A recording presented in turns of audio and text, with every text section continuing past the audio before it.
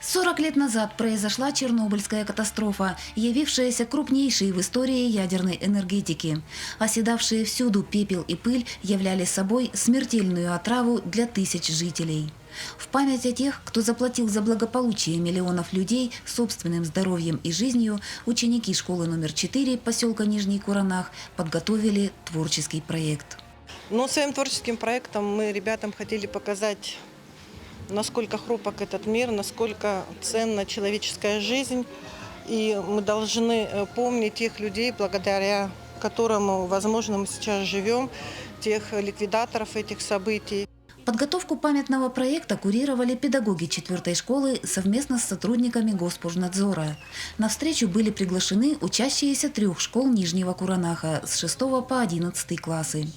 Рассказы о героизме и самоотверженности пожарных, которые первыми вступили в борьбу с атомной стихией, произвели на ребят глубочайшее впечатление. Мы не должны забывать вот эту дату, должны это помнить, должны это доносить до наших детей, нести, чтобы они тоже помнили и понимали. Почетным гостем встречи стал житель Нижнего Куранаха Сергей Павленко. После армии он работал водителем, доставлял в колхозы удобрения. А в 1987-м Сергей Викторович, как резервист, был отправлен на ликвидацию последствий катастрофы. Они с товарищами очищали крышу 4-го реактора от радиоактивных обломков.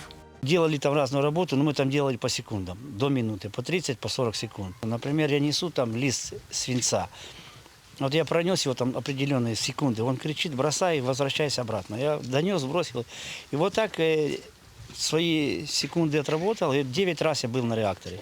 Затем Сергей Викторович был направлен на дезактивацию пострадавших от взрыва поселков.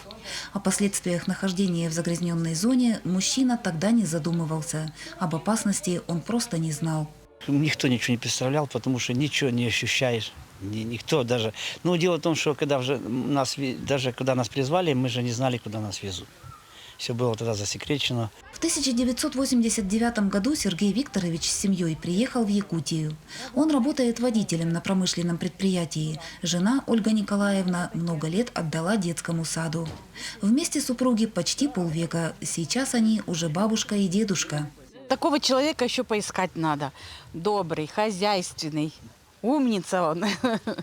На памятной встрече Сергей Викторович испытывал непередаваемые эмоции.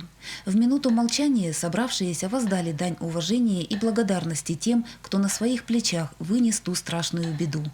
Международный день памяти погибших в радиационных катастрофах, который отмечается 26 апреля, остается датой исключительного мужества и выдающейся отваги. Татьяна Вахнина, Сергей Шипачев, Александр Лукин, Алданский район, поселок Нижний Куранах.